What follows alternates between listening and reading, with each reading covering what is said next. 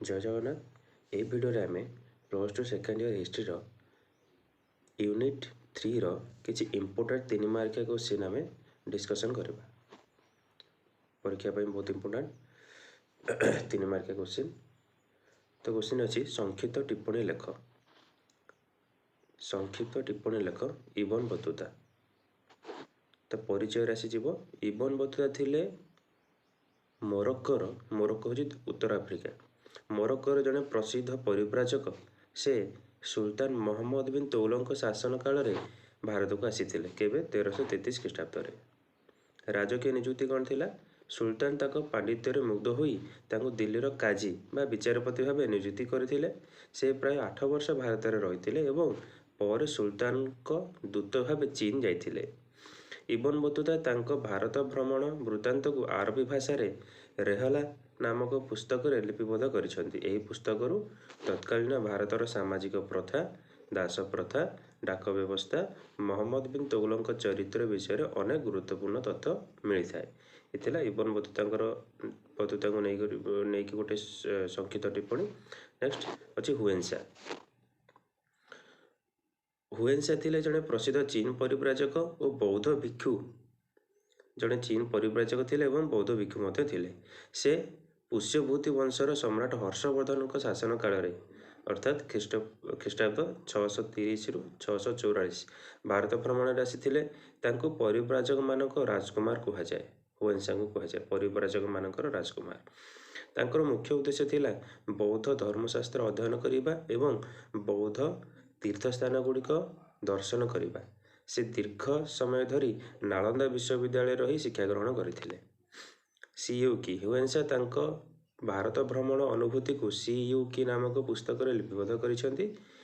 एही पुस्तक तत्कालीन भारतर राजनैतिक, सामाजिक, अर्थनैतिक एवं विशेषकर ओडिशार बौद्ध कीर्ति विषय बहुमूल्य तथ्य मिलता है। ओडिशार बौद्ध कीर्ति पुष्पगिरी बिहार रे अछि।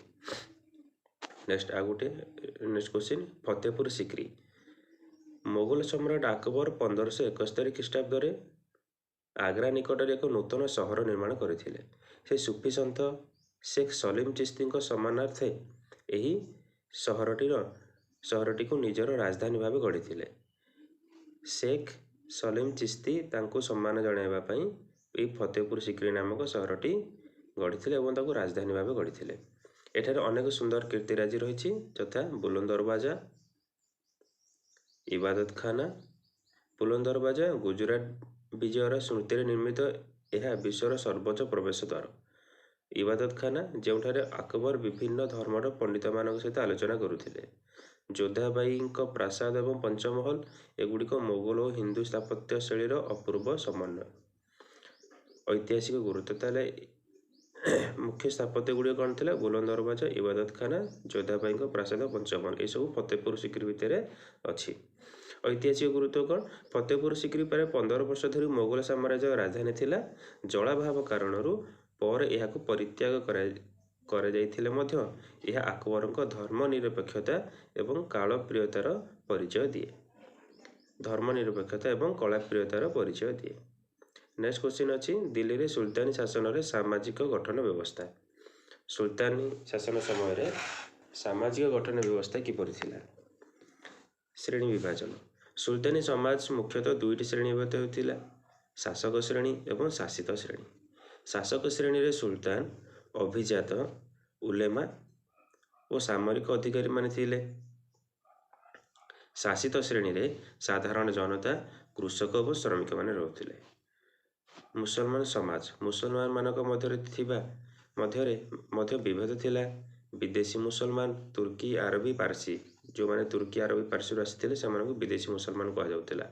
विदेशी मुसलमान माने उच्च पदवी रे रहउथिले। अन्यपटे भारतीय धर्मांतरित मुसलमान मानकु सेतेटा सम्मान मिलु नथिला। समाज रे उलेमा बा धर्मगुरु मानकर अखंड प्रभाव थिला। हिंदू समाज किपरि थिला? समाजर संख्याधिक लोक हिंदू थिले। से माने जाति प्रथा द्वारा श्रृंखलित थिले।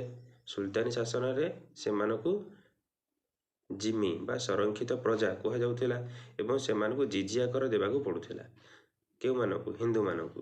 तथापि ग्रामांचल चौधरी, खुत और मुकद्दम परी हिंदू गोष्ठी मानकर प्रभाव बजाय रहिथिला। ନାରୀମାନଙ୍କର ସ୍ଥାନ। ଏହି ସମୟରେ ନାରୀମାନଙ୍କର ସାମାଜିକ ସ୍ଥିତି ଅବନତି ଘଟିଥିଲା। ହିନ୍ଦୁ ଓ ମୁସଲମାନ ଉଭୟ ସମାଜରେ ପରଦା ପ୍ରଥା ଅଧିକ ବ୍ୟାପକ ହୋଇଥିଲା। ଏହା ବ୍ୟତୀତ ସମାଜରେ ସତୀ ପ୍ରଥା, ବାଲ୍ୟ ବିବାହ ଏବଂ ଦାସ ପ୍ରଥା ପରି କୁସଂସ୍କାର ପ୍ରଚଳିତ ଥିଲା। ଦାସ ପ୍ରଥା କ'ଣ? ଯେ ସୁଲତାନି ଯୁଗରେ ଏକ ମୁଖ୍ୟ ବୈଶିଷ୍ଟ୍ୟ ଥିଲା ଦାସ ପ୍ରଥା। ସୁଲତାନମାନେ ନିଜର ସୁରକ୍ଷା ପ୍ରଶାସନ ପାଇଁ ହଜାର ହଜାର ଦାସ ରଖୁଥିଲେ। ଫିରୋଜ ଶାହ ତୁଗଲକଙ୍କ ସମୟରେ ଦାସ ସଂଖ୍ୟା ସର୍ବାଧିକ ଥିଲା। ଦିଲ୍ଲୀରେ ସୁଲତାନି ଶାସନର ଉତ୍ତରାଧିକାରୀ ବ୍ୟବସ୍ଥା। ଏଇଟା ଗୋଟେ ଇମ୍ପୋର୍ଟାଣ୍ଟ କ୍ୱେଶ୍ଚିନ୍। ନିୟମର ଅଭାବ। ଇସଲାମୀୟ ପରମ୍ପରାରେ ଉତ୍ତରାଧିକାର ପାଇଁ କୌଣସି ସ୍ପଷ୍ଟ ନିୟମ ନଥିଲା। ଜ୍ୟେଷ୍ଠ ପୁତ୍ର ହିଁ ସିଂହାସନ ଆରୋହଣ କରିବ ଏପରି କୌଣସି ବାଧ୍ୟବାଧକତା ନଥିବାରୁ ପ୍ରତ୍ୟେକ ସୁଲତାନଙ୍କ ମୃତ୍ୟୁ ପରେ ସିଂହାସନ ପାଇଁ ରକ୍ତପାତ ଓ ଗୃହଯୁଦ୍ଧ ହେଉଥିଲା। ଯୋଗ୍ୟତା ଓ ଶକ୍ତି। ସୁଲତାନି ଶାସନରେ ଯୋଗ୍ୟ ଭୋଗ୍ୟା ବସୁନ୍ଧରା ନୀତି ପ୍ରଚଳିତ ଥିଲା। ଯୋଗ୍ୟ ଭୋଗ୍ୟା ବସୁନ୍ଧରା ମାନେ ଯିଏ ଯୋଗ୍ୟ ସିଏ ବସୁନ୍ଧରା ବା ସେଇ ରାଜ୍ୟକୁ ସେ ଶାସନ କରିବ ବା ଭୋଗ କରିବ। ନୀତି ପ୍ରଚଳିତ ଥିଲା। ଯାହା ପାଖରେ ଅଧିକ ସାମରିକ ଶକ୍ତି ଓ ଆଭିଜାତମାନଙ୍କ ସମର୍ଥନ ରହୁଥିଲା ସେ ହିଁ ସୁଲତାନ ହେଉଥିଲା। ଉଦାହରଣ ସ୍ୱରୂପ ଇଲତୁତମିଶ ନିଜ କନ୍ୟା ରେଜିଆଙ୍କୁ ଯୋଗ୍ୟମଣି ଉତ୍ତରାଧିକାରୀ ମନୋନୀତ କରିଥିଲେ। ରଜିଆ ହେଉଛନ୍ତି ପ୍ରଥମ ଏବଂ ଶେଷ ମହିଳା ମୁସଲିମ ଶାସକ। ଅଭିଜାତ ଓ ମାଲିକାନାମାନଙ୍କ ଭୂମିକା। ନୂତନ ସୁଲତାନ ଚୟନ କରିବାରେ ତୁର୍କୀ ଅଭିଜାତ ଓ ସାମରିକ ମୁଖ୍ୟମାନଙ୍କ ଗୁରୁତ୍ୱପୂର୍ଣ୍ଣ ଭୂମିକା ଥିଲା। ସେମାନଙ୍କ ସନ୍ତୁଷ୍ଟି ବିନା ଜଣେ ଶାସକ ସିଂହାସନରେ ଅଧିକ ଦିନ ରହିବା କଷ୍ଟକର ଥିଲା। ଖଲିଫାଙ୍କ ସ୍ୱୀକୃତି। ଅନେକ ସୁଲତାନ ତାଙ୍କ ନିଜ ଶାସନକୁ ବୈଧ କରିବା ପାଇଁ ବାଗଦାଦର ଖଲିଫାଙ୍କ ଠାରୁ ସ୍ୱୀକୃତିପତ୍ର ବା ମାନପତ୍ର ହାସଲ କରୁଥିଲେ, ଯାହା ସେମାନଙ୍କୁ ଶାସନ କରିବାରେ ଧାର୍ମିକ ଅଧିକାର ଦେଉଥିଲା। ମନସାବଦାର ବ୍ୟବସ୍ଥା। ଆଉ ଗୋଟେ କ୍ୱେଶ୍ଚିନ୍ ଇମ୍ପୋର୍ଟାଣ୍ଟ। ମନସାବଦାର ବ୍ୟବସ୍ଥା ବାରମ୍ବାର ଆସୁଛି ପରୀକ୍ଷାରେ। ମନସାବଦାର ବ୍ୟବସ୍ଥା।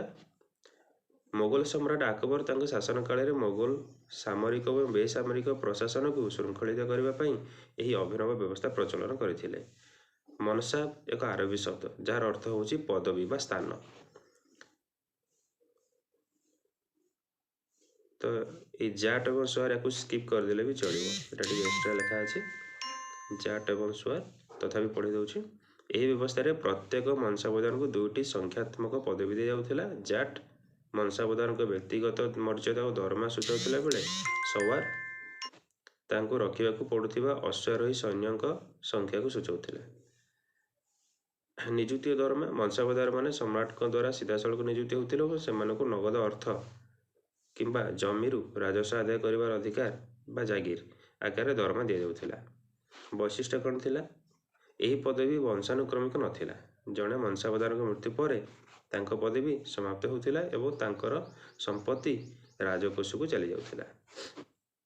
ନେକ୍ସଟ ଆଉ ଗୋଟେ ଇମ୍ପୋର୍ଟାଣ୍ଟ କ୍ୱେଶ୍ଚିନ୍। ଦିନ୍-ଇ-ଇଲାହି ପ୍ରତିଷ୍ଠାତା। ମୋଗଲ ସମ୍ରାଟ ଆକବର 1582 ମସିହାରେ ଏକ ନୂତନ ଧର୍ମାଦର୍ଶ ପ୍ରଚଳନ କରିଥିଲେ। ଏହା କୌଣସି ନୂଆ ଧର୍ମ ନଥିଲା ବରଂ ସବୁ ଧର୍ମର ସାର ତତ୍ତ୍ୱକୁ ନେଇ ଗଠିତ ଏକ ନୈତିକ ନିୟମାବଳୀ ଥିଲା। ସବୁ ଧର୍ମକୁ ମିଶାଇକି ସେ କିଛି ନୂଆ ନିୟମ ବାହାର କରିଥିଲେ। ଏହାର ମୁଖ୍ୟ ଉଦ୍ଦେଶ୍ୟ ଥିଲା ବିଭିନ୍ନ ଧର୍ମାଲମ୍ବୀଙ୍କ ମଧ୍ୟରେ ଏକତା ଏବଂ ସଦ୍ଭାବ ପ୍ରତିଷ୍ଠା କରିବା। ତା ଅର୍ଥ ଦିନ୍-ଇ-ଇଲାହି ଯେକୌଣସି ବ୍ୟକ୍ତି ଏ ଦିନ୍-ଇ-ଇଲାହି ଧର୍ମ ଗ୍ରହଣ କରିପାରିବ। ଏହା ଏକସ୍ୱରବାଦ ଉପରେ ଆଧାରିତ ଥିଲା। ମାନେ ଈଶ୍ୱର ହେଉଛନ୍ତି ଏକ, ସେ ମାନୁଥିଲେ। ଏଥିରେ କୌଣସି ପବିତ୍ର ଗ୍ରନ୍ଥ, ମନ୍ଦିର, ପୂଜକ ନଥିଲେ। ଆକବରଙ୍କ ପ୍ରିୟ ପାତ୍ର ବୀରବଲ ଏହାକୁ ଗ୍ରହଣ କରିବାର ପ୍ରଥମ ହିନ୍ଦୁ ଥିଲେ। ଉଲେମା। ମଧ୍ୟଯୁଗୀୟ ଭାରତରେ ବିଶେଷ କରି ଦିଲ୍ଲୀ ସଲ୍ତନତ ଏବଂ ମୋଗଲ ଶାସନ କାଳରେ ଉଲେମାମାନେ ଏକ ପ୍ରଭାବଶାଳୀ ଗୋଷ୍ଠୀ ଥିଲେ। ସେମାନଙ୍କ ମଧ୍ୟରେ ଏକ ସଂକ୍ଷିପ୍ତ ଟିପ୍ପଣୀ ନିମ୍ନରେ ଦିଆଗଲା। କ'ଣ ପରିଚୟ ହେଉଛି? ଉଲେମା ଶବ୍ଦଟି ଆରବୀ ଶବ୍ଦ ଅଲିମର ବହୁବଚନ, ଯାହାର ଅର୍ଥ ହେଉଛି ଜ୍ଞାନୀ ବ୍ୟକ୍ତି। ସେମାନେ ଇସଲାମ ଧର୍ମଶାସ୍ତ୍ର ଆଇନ, ତାଙ୍କ ଇସଲାମର ଆଇନକୁ ଶରିୟତ କୁହାଯାଏ, ଏବଂ ପବିତ୍ର କୋରାନ ବିଷୟରେ ଅଗାଧ ପାଣ୍ଡିତ୍ୟ ରଖୁଥିଲେ। ସୁଲତାନ ମୋଗଲ ସମ୍ରାଟମାନେ ଶାସନ କାର୍ଯ୍ୟରେ ଉଲେମାମାନଙ୍କ ପରାମର୍ଶ ନେଉଥିଲେ। ସେମାନେ ମୁଖ୍ୟତଃ ବିଚାର ବିଭାଗ ଓ ଶିକ୍ଷା ବିଭାଗରେ ଉଚ୍ଚ ପଦବୀରେ ନିଯୁକ୍ତି ପାଉଥିଲେ। ଧାର୍ମିକ କାର୍ଯ୍ୟ। ସେମାନେ ଇସଲାମୀୟ ଆଇନର ବ୍ୟାଖ୍ୟା କରୁଥିଲେ ଏବଂ ମସଜିଦ, ମାଦ୍ରାସା, ଧାର୍ମିକ ଅନୁଷ୍ଠାନଗୁଡ଼ିକୁ ପରିଚାଳନା କରୁଥିଲେ। ସମାଜରେ ଇସଲାମୀୟ ରୀତିନୀତି ବଜାୟ ରଖିବା ସେମାନଙ୍କର ମୁଖ୍ୟ ଦାୟିତ୍ୱ ଥିଲା।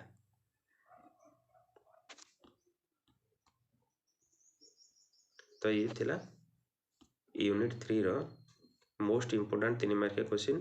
ତ तुम ये सब नोट बन नियो एवं परीक्षा पे प्रिपेयर हुआ।